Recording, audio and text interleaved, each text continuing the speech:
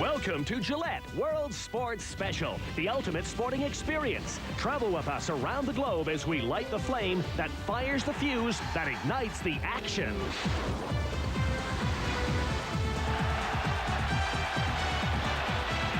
From turf to tarmac, from ice track to racetrack, we celebrate the world's sports men and women, the athletes who excel, the strivers, the survivors. They're all here on the best you can get. Gillette World Sports Special. Top of the pops this week, rugged, fast, and spectacular. The Aussie rules, the Bulldogs against the Bombers, and the top 10 plays of the week. Oh, what a beauty! Then it's clay court tennis, the second oldest event in the USA. Only the US Open is older. And Jim Courier gets all pumped up. And so too are the US college gymnasts as they hold their national championships. But it's a Ukrainian who holds the key to victory. The European badminton finals were held in Bulgaria this year, but it was Denmark who made it a quick-fire Danish delight. And to round off the show, we've our regular news wrap. While a new generation of motorcycle jumpers take on Evel Knievel's world record, the old master himself fights for his life. First, though, let's get tough. It's Aussie rules time. Last season, the Western Bulldogs were within a whisker of a grand final berth. This week, there was only a whisker between them and the Essendon Bombers in by far the best match of round 6. Only a point separated the teams at three-quarter time. It was an epic tussle. The Bulldogs in the blue. Two bounces, draws a man. Garlic missed one before. Gives it away. Bad One too many. One too many. Smith snaps and goes.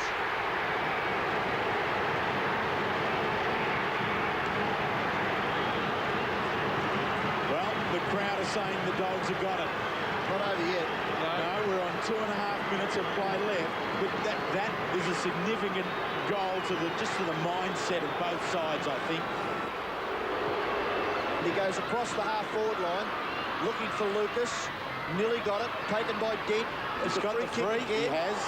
He has. Well, I didn't see what that was. He was taken high. Just in the contest there where he missed the mark and arms were going. Pop one across the head. He's got to go back and put this in the goal square, and maybe Lloyd might be able to grasp a big mark close to the goal line. A poor kick. It'll bounce awkwardly. It'll bounce very awkwardly. It'll go to the line. Lloyd. O'Connor. Still a chance. Overrunning at Carosella. The big rhino. He's got it. It's a point. The difference again. What a great game of footy here at Optus Oval. Okay. Half a minute to go. Yeah, take us home. He just had to go long, Dustin Fletcher. He's got to rely on a mark. Quick possession in the middle of the ground. Darcy it was that gathered.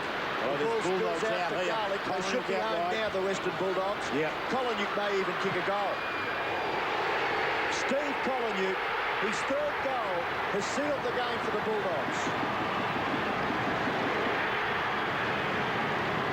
He becomes their leading goal kicker with 3. And that did it. 97-89, the Bulldogs have their day. And the Dogs also made it into the top 10 plays of the week.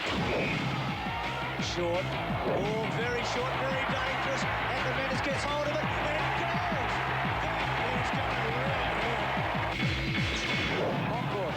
And he's got Mal Michael up from fullback, running the legs off two defeaties. He's already kicked 1 goal today, Mal Michael. He breaks the tackle, gives off the hand pass to Krasiska. Great stuff by Michael. Krasiska long. Watson. Oh, fantastic football. Centering kick off the left by Leon Cameron. Kick number 17. Oh, Solid! Couldn't complete it. They still might get a goal. Hudson, if he can get around the kick. He can, and he goes! He almost finished at centre wing, but this is Sinclair. Well, he ran out of room almost in the end, and he might run into trouble. Oh, heavy body work there. Can the defender kick a goal? The former Adelaide Crow just outside 50. Centering kick. Oh, Blondell! What a beauty!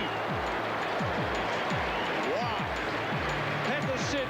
You can see that coming. Crawford still inside the defensive 50, goes wide. Barker wants a bounce, doesn't get it. Bang. Great tackle by Sanderson. Brings him to the ground, and he's got it. This is young player Keating. Vardy pounced on it, goes short into the pocket, finds Jarman, speaking to Devil. Quick snap down the field. Magnificent kick by Jarman. First blood with the Crows. On the 50. Far down to the front. Kick by Beveridge. Running out of room, Jones. Healy. Back to Aussie. Oh, how do you like this? A great goal, Aussie Jones. Really hit a target. Ronnie Byrne pounced on it. Outside of 50, wants to take him on. Feeds it off the Shoal. 45 metres out. Shoal. Kirk kicks a goal.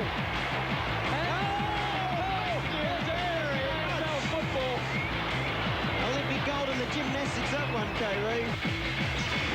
James Clement. You don't have to write down how. It's a little bit like golf, so long as you get it. As Wang Ming rips it over the middle once again for Port. They go charging down towards Evans and in the forward line.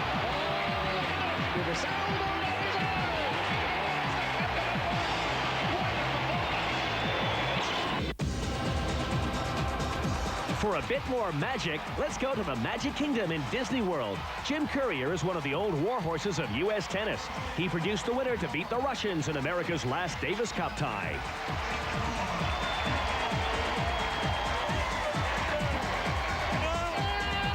And he was in the thick of it again in the U.S. Clay Court Championship, making the final against Michael Chang.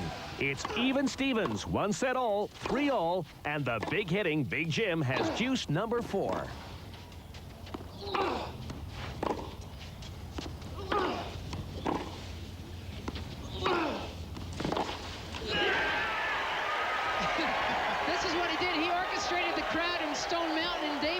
He said it was the first time he ever felt like Jimmy Connors, because Connors knew how to work a crowd like no one.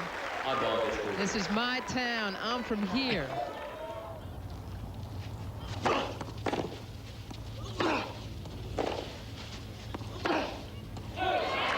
Then there was our friend John McEnroe, who used to tell every fan to shut up, and then you kind of like that too, because then you felt like you were part of the scene.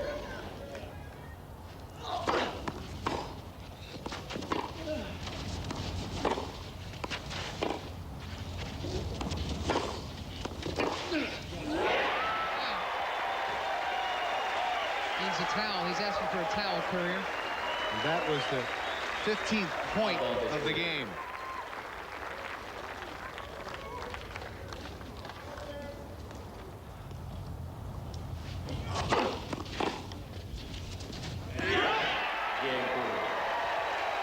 He worked awfully hard. The Courier holds 4-3. 4 against 3. Yes, an important game for Courier. It went with service after that. Chang now serving 5-6 down.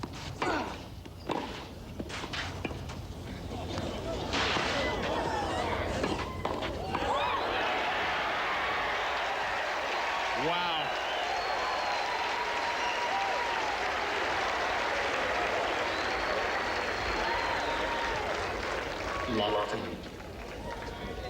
This drop shot is what got them both up to the net.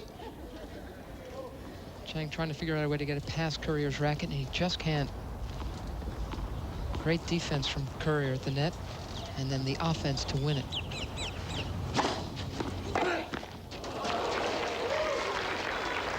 $15 all. These two, we've mentioned this is the 22nd time they've played each other. They have never played a final set tiebreak between them.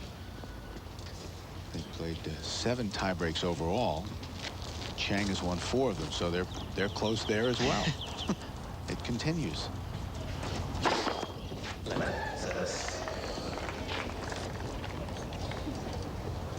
Let call for serve.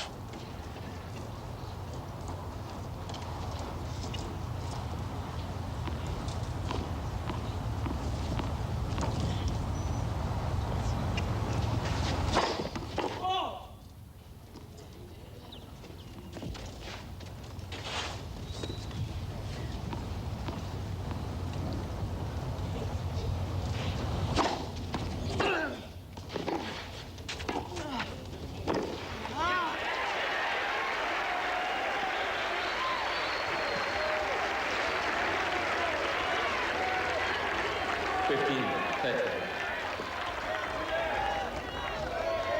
Just 2 points from his first title of the year, and again, all that great fan inclusion, as well as getting himself pumped up. Both these guys have worked so hard lately to get back to form. It's a pity that one of them's got to go down.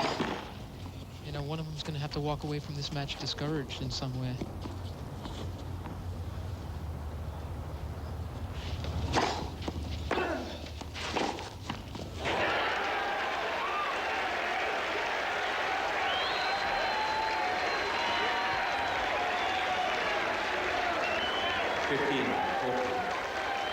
Just like that, 2 championship points for Courier.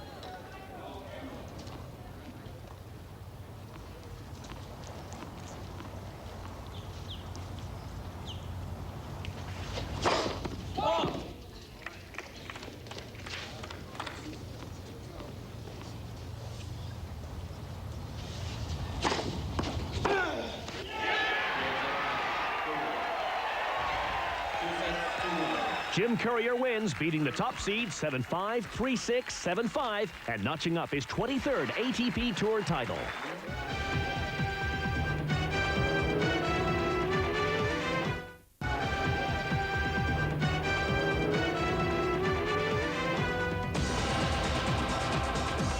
The European Badminton Championships took place in the Bulgarian capital, Sofia, but it was the Danes who dominated, winning 13 medals, well ahead of everyone else. Their first 2 came in the men's singles. Kenneth Jonassen is up against his #1 ranked countryman, Peter Gade Christensen. Christensen has won the first game. Onto game 2 with Christensen at the far end of the court, serving this point to go 14-4 up. It really was a punishing encounter. There we see Jonassen left flat-footed as Christensen pounces on a weak return, giving him match point.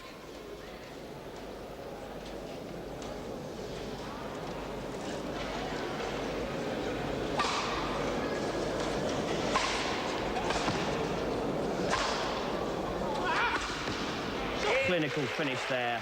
Wonderful smash from the back of the court. Christensen justifiably holding the trophy aloft, winning the contest 15-8 and 15-4.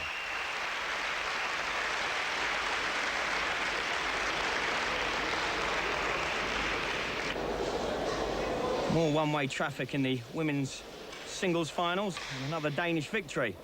This blonde-haired Camilla Martin swept past Kelly Morgan of Wales.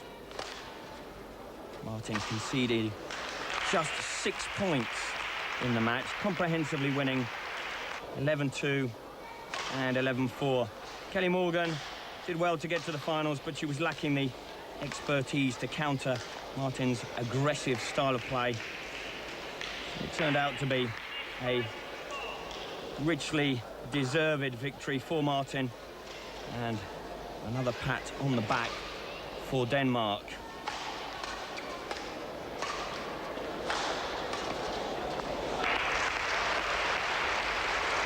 Great angled shot there to finish off the game. And a very proud Camilla Martin on the rostrum. In the men's doubles final, Englishman Chris Hunt and Simon Archer, furthest from the camera, took on Swedish pair Per Gunnar Jonsson and Peter Axelsson, the higher ranked of the 2 pairs. And a real nail-biter, electrifying speed and agility shown by both sets of players. Swedish pair entered the final as favourites after a solid journey through the semi-finals and quarters. Hunt and Archer of England combining well and superior in their stroke play, went on to win game #1, 15 points to 3. Here we see them serving for game 1.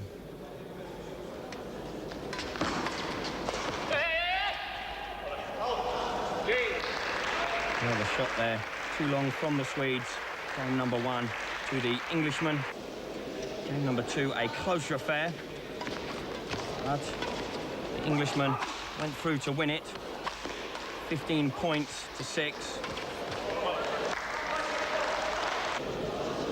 As you see, as much to their delight, winning this final in grand style. Our NCAA action continues this week in University Park, Pennsylvania. Who has the best gymnastic team in the States? Scholarships have attracted some of the best young gymnasts from Eastern Europe, and the top universities have all benefited. There are 6 different routines. This is the all-around individual final. In the battle for the men's all-around title, it was Derek Leiter from Nebraska. He was 12th in the all-around in '97. This year, he nailed disciplines like this, averaging over a 9.51. Then on the rings, also from Michigan, this is Lalo Haro. He had been ranked 12th all year long. His high score for the night was a 9.7 on the vault, but this ring routine was key. He scored a 9.35 on one of his weaker events to average a little more than a 9.5 and a solid all-around performance. On the pommel horse for Iowa, it was Todd Strada who made great improvements on some of his weaker events, but he has always been world-class on the pommel horse. This routine scored a 9.825, and as you can hear, he had a great amount of cheering and inspiration from his Iowa teammates in a hotly contested team battle.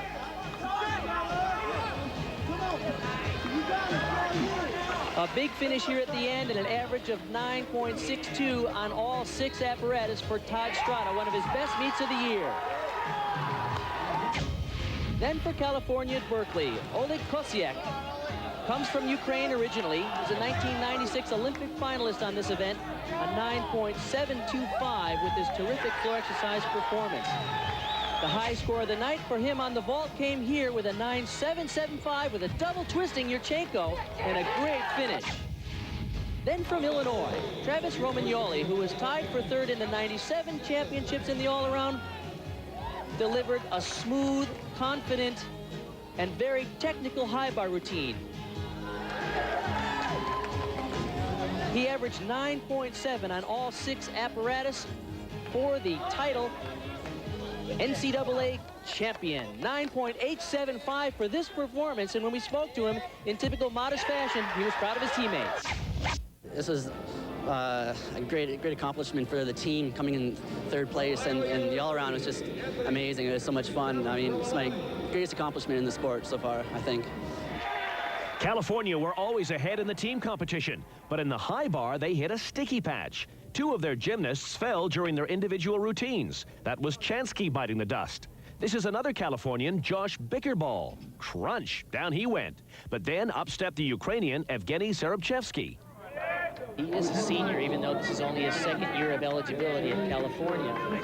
Some of his credits transferred over from his schooling in the Ukraine, so this will be his last performance for his team in this team final. Yesterday, he fell off the high bar. Had a disappointing performance here because he fell on a release move.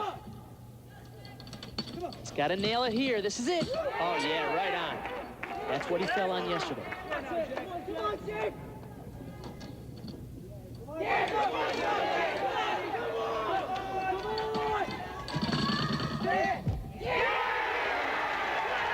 What a way to punctuate it. Outstanding team performance. Barry Wiener's California Bears.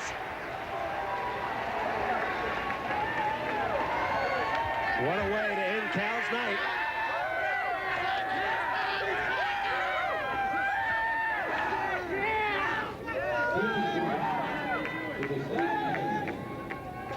Watch this now. Right here is where his hands just slipped off yesterday, but today he placed it perfectly.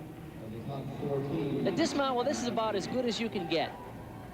Technique is impeccable. The body line so straight, 2 twists instead of what most gymnasts are doing, just 1. And you know his teammates realize that we're the champs. Yes, California, the champs. They got that T-shirt printed pretty quickly. The headlines now, all the news from all the networks. And the 500cc World Championship is wide open this season. Biaggi has won, Doohan has won, but in Jerez, in front of 150,000 spectators, all cheering themselves hoarse, it was Spain's very own Alex Crivier on bike number 4 who led from the start. Doohan got in front later. That's the view of him from Crivier's bike. And from then on, it was a ding-dong battle between the two of them. Doohan is second in the World Championship. Crivier is third. That would all be reversed if the Spaniard could just get his nose in front.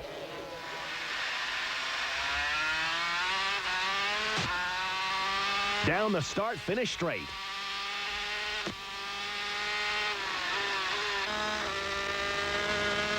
And then Crivier doing what the crowd wanted, outbreaking the reigning champion. Now that's something you don't see too often. Round the final bend, a victory wheelie from Crivier. The Spanish fans beginning a fiesta. Biaggi still leads overall. Crivier now second, Doohan third. Not on a Honda, but on a Harley-Davidson this time. Daredevil jumper Bubba Blackwell had his sights on these 20 parked cars. The grand old man of bike jumping, Evel Knievel, is the record holder. The event marked the opening of the world's largest Harley-Davidson dealership in Massachusetts, and Bubba Blackwell did it. In style.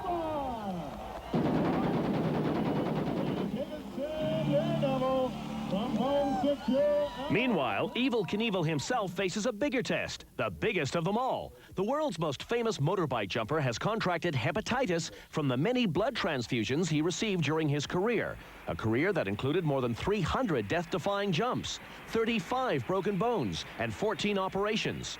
He's had wipeouts all the way from Wembley Stadium in London to Caesars Palace, Las Vegas, where he smashed his pelvis and remained unconscious for 29 days.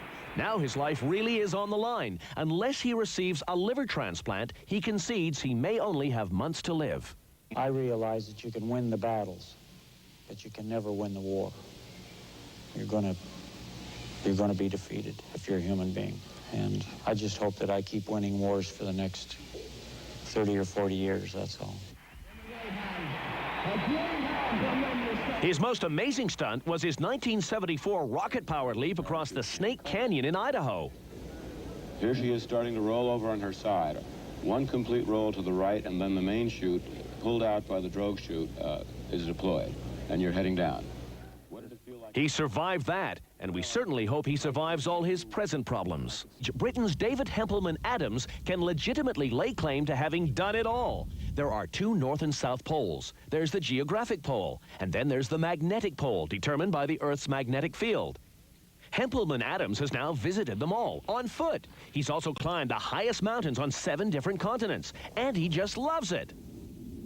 The amazing thing, we're just having breakfast, and we just heard a jet go over, and we're here having dehydrated food while they're up there, nice and warm, watching a film, having champagne and lobster. Ooh. And do you know where I want to be? Here.